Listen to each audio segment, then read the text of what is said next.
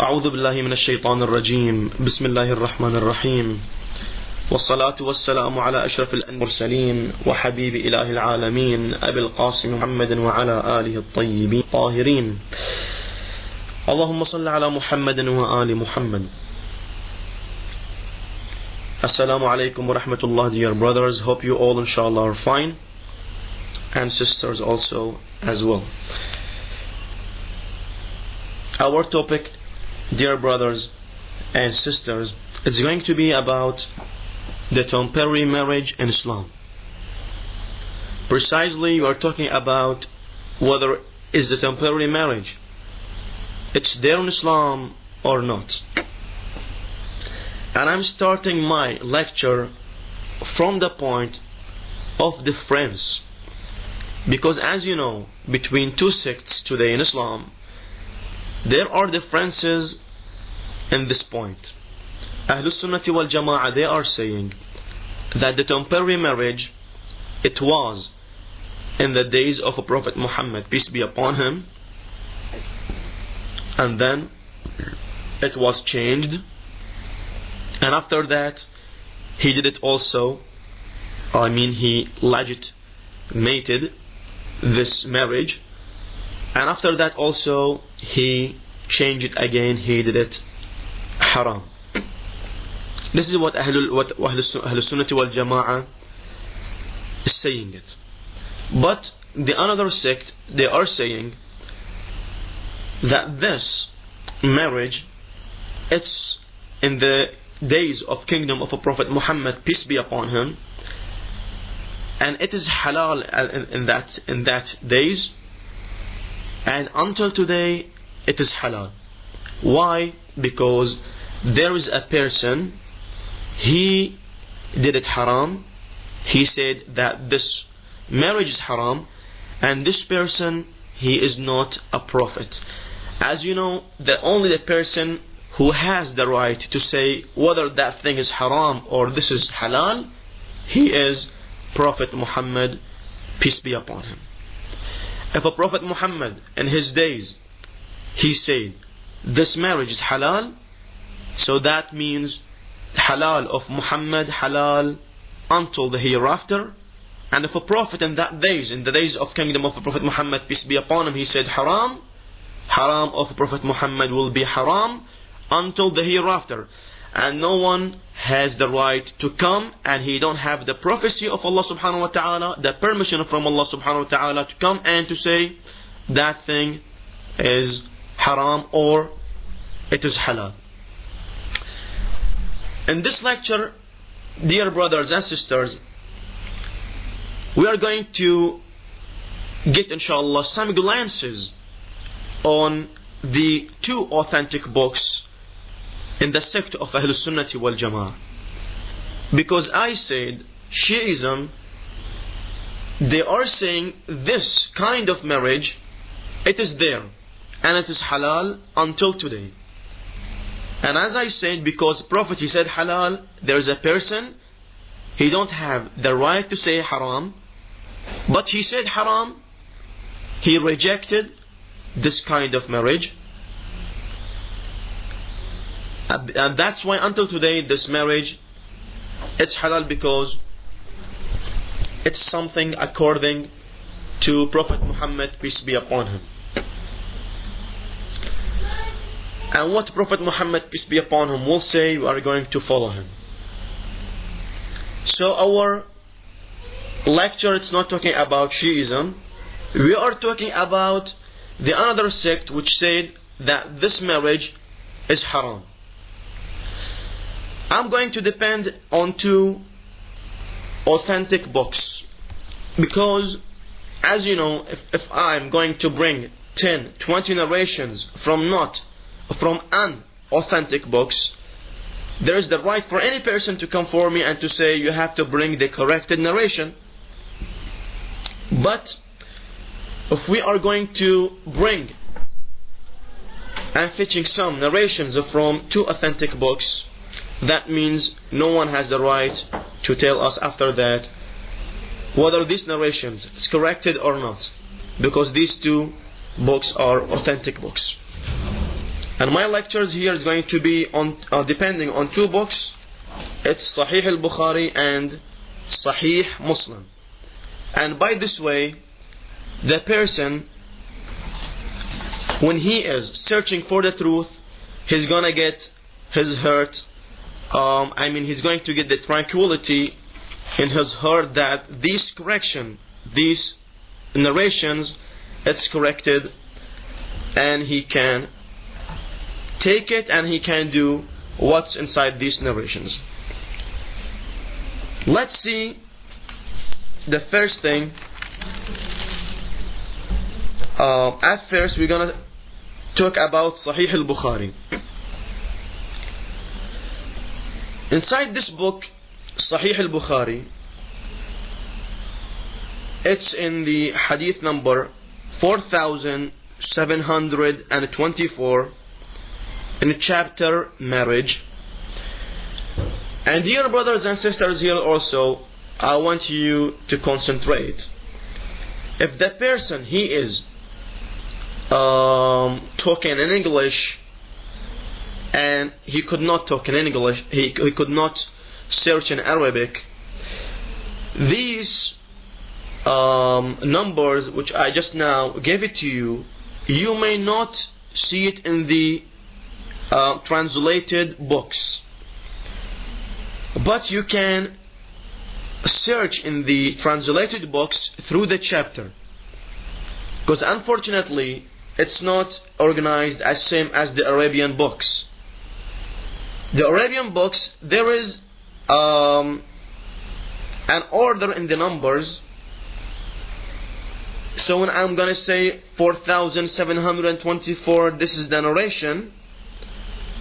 When you just hold the book, you're gonna find the numbers there. You can reach this narration by this number, 4724.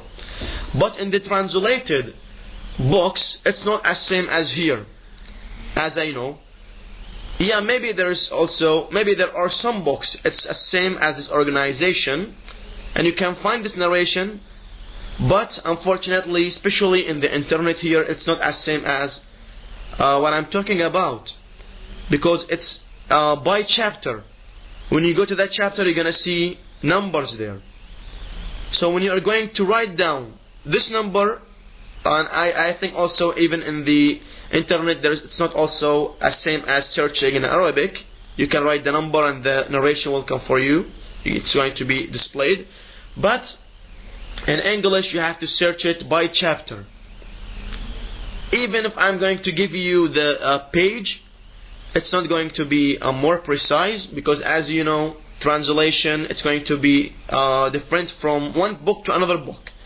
So some books, it's maybe going to be in a page, and the another book is going to be in another page. So dear brothers, I think, in my opinion, the right way here, the person, if he is really researching, if he really searching for the truth, he must go to the chapter marriage, and he search about this narration, especially if there is no mark. Now when I'm giving you this number 4724,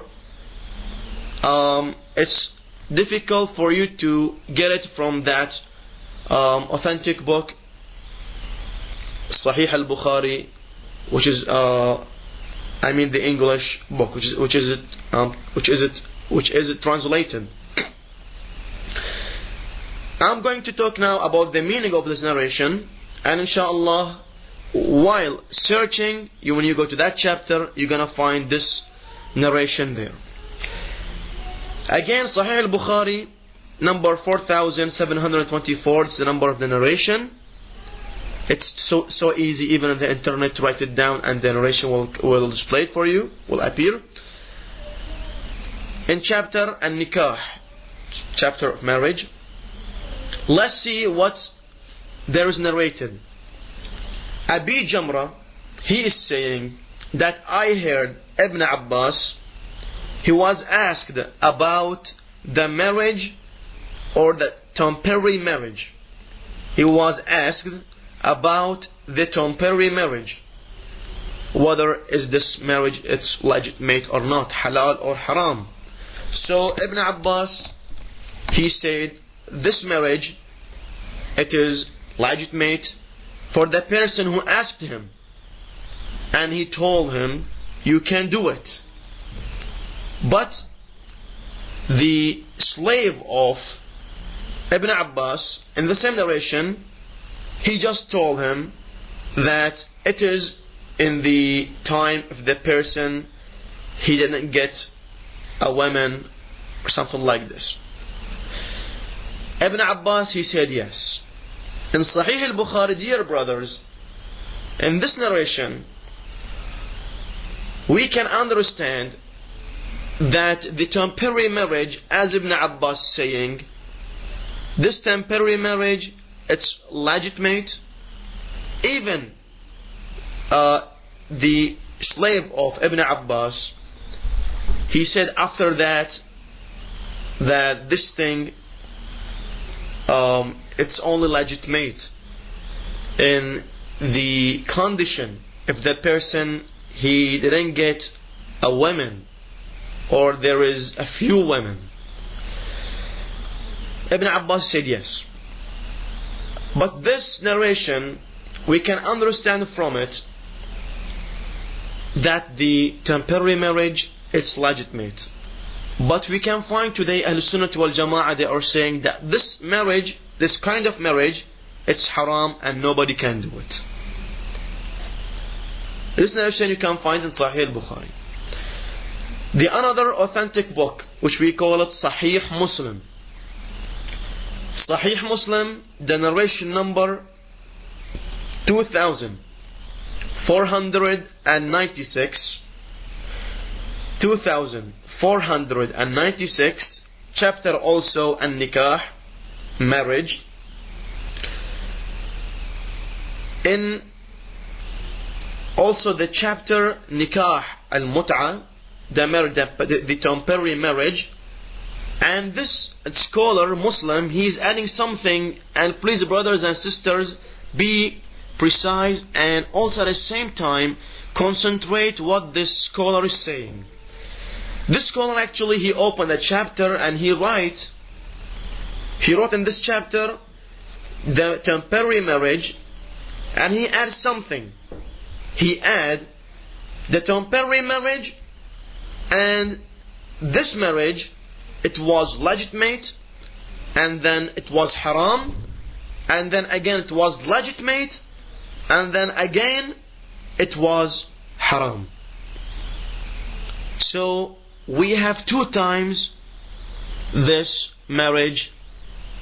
Allah subhanahu wa ta'ala, as this scholar saying, that he means here that Allah subhanahu wa ta'ala make this marriage haram. But unfortunately, dear brothers, when you will read these narrations, which is inside this chapter, you are going to find who make this kind of marriage haram in the second time. I will let, inshallah, by the time, inshallah, while I'm lecturing, you're going to find and you are going to recognize which person he did and he made this marriage haram. And this is actually a big question mark. We are asking Ahl Sunnah wal Jama'ah about it, and we're going to talk about it after moments.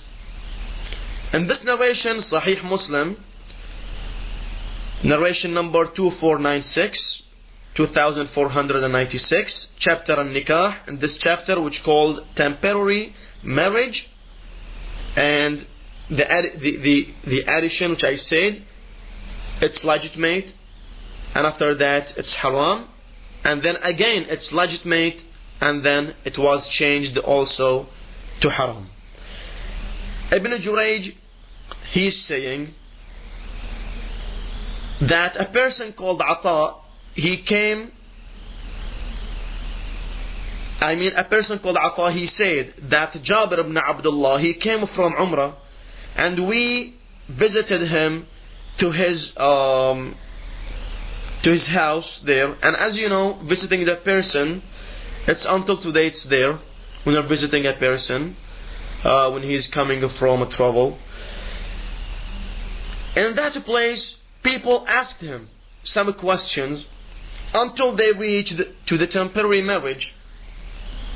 So Jabir, he said, we did it in the days of the kingdom of Prophet Muhammad, peace be upon him, and we did it also in the days of the kingdom of Abu Bakr, and also we did it in the days of the kingdom of Umar ibn al-Khattab. So, dear brothers,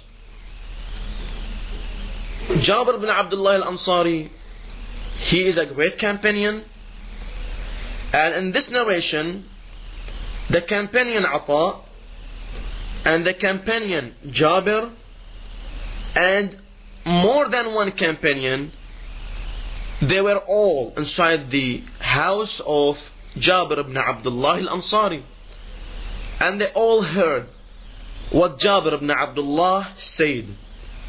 And Jabir ibn Abdullah, as you heard from me here in this narration, Sahih Muslim, that Jabir ibn Abdullah al-Ansari, he said that we did this temporary marriage in the days of the kingdom of Prophet Muhammad, peace be upon him, and also we did this temporary marriage in the days of Abu Bakr, and also he adds something very important, we did this temporary marriage in the days of the kingdom of Umar ibn al-Khattab.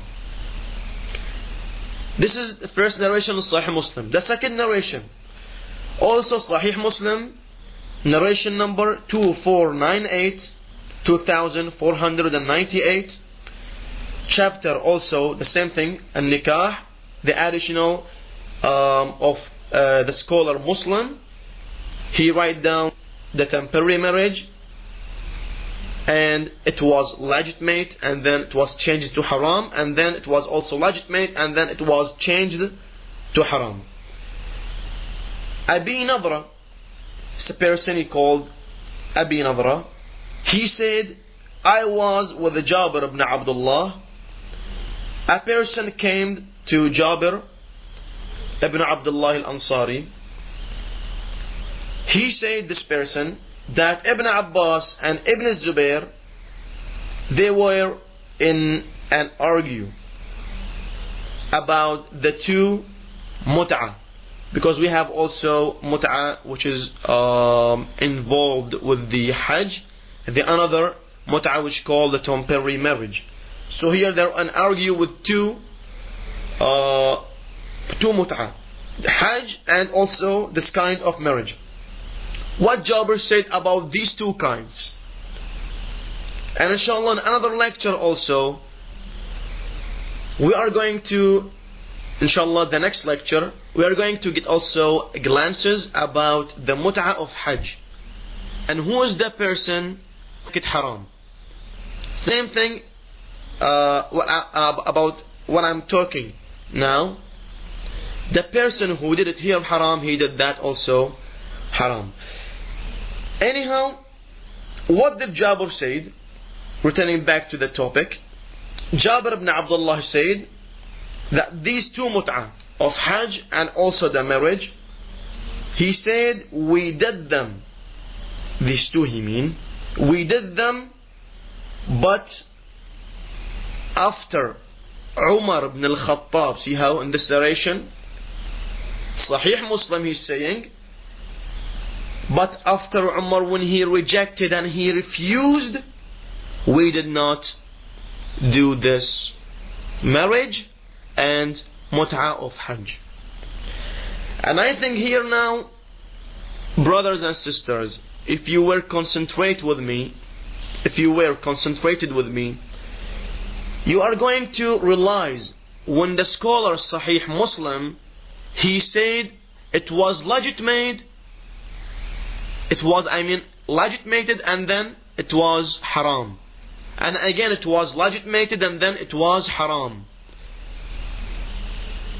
Our brothers Ahlul Sunnati wal Jama'ah, they are narrating that the Prophet, he made it legitimate in some battles, and then it was also haram, as they're narrating, and then it was legitimate.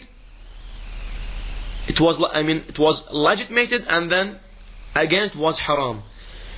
You can find in these narrations who make it haram, he is Umar. As Sahih Muslim is narrating, Jabir, he is saying that we did it in the first narration, the previous narration which I talked about it, that we did it in the days of kingdom of Prophet Muhammad, peace be upon him, and we did it also in the days of kingdom of Abu Bakr, and we did it also in the days of kingdom of Umar. But after a time from the days of kingdom, when Umar bin Khattab he began his kingdom, in this second narration which I talked just before a while about it, Jabir, when he said in Sahih Muslim that we did them, but Umar he came and he refused and he rejected, and we did not return back to these two mut'ah, Hajj and temporary marriage. Unfortunately, we can see some of those actually whom they are thinking our brothers that they are great scholars. How those scholars they are coming and they are saying that Umar he made this temporary marriage haram. It's a big question mark, our brothers and sisters. How can Umar ibn al-Khattab make anything haram or halal? If a Prophet Muhammad, peace be upon him, the person who was revealed from Allah subhanahu wa ta'ala, he's making the things halal and haram. So how a person, if they are saying a great companion, it's okay, but until here, but not also he can say that this is also halal and that is also haram. Anyhow, dear brothers, the fourth narration in Sahih Muslim, narration number 2497, the same chapter, marriage, in the chapter of temporary marriage, the additional, it was legitimated and then it was changed to haram, and then it was legitimated and then it was changed to haram again. And you know who made it haram again. In this narration, dear brothers and sisters, Ibn Jurayj, he said that Abu Zubair, he told me, and he said that I heard Jabir ibn Abdullah saying that we were doing temporary marriage by dates, and here I think he means rice. Maybe they are giving some dates and maybe rice instead of money for the women which they want them to be as a wife for them.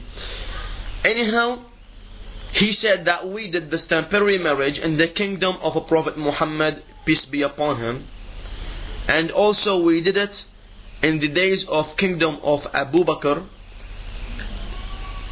until Umar ibn al-Khattab came and he refused this marriage because there is something happened, and who made that thing, so maybe there is a problem, did it to Umar bin Hurayth. So dear brothers and sisters, by these narrations which I just presented to you, through them you can find in this authentic book Sahih Muslim that it was legitimated in the kingdom of a Prophet Muhammad, peace be upon him. And even if we take about the second legitimate, let's say the second legitimate was also from Prophet Muhammad, peace be upon him, because Ahlul Sunnah wal Jama'ah, they are saying like this. But do Umar has the right to say that temporary of marriage is haram or not? He is not a prophet, and he is not has the legitimate from Allah subhanahu wa ta'ala to say that thing, whether that thing is right, or whether that thing is halal or this thing is haram. Actually, this is the point of that Ahlul Bayt alayhim salam and the followers of Ahlul Bayt alayhim salam. They said that Umar ibn al-Khattab, he refused things in Islam. But the Prophet Muhammad, he said that these things, it's all are legitimate. And who is this person to come and to say that this is haram? And he's even didn't get, he was not revealed from Allah subhanahu wa ta'ala. In this narration, dear brothers and sisters, we understood that it was temporary marriage in the days of kingdom of Prophet Muhammad, peace be upon him, and it was also in the days of kingdom of Abu Bakr, and it was also in the days of kingdom of Umar ibn al-Khattab, and then in the days of the kingdom of Umar ibn al-Khattab, he refused and rejected this temporary marriage because there was a problem with a person called Umar bin Hurayth. Until here, my dear brothers and sisters, I hope inshallah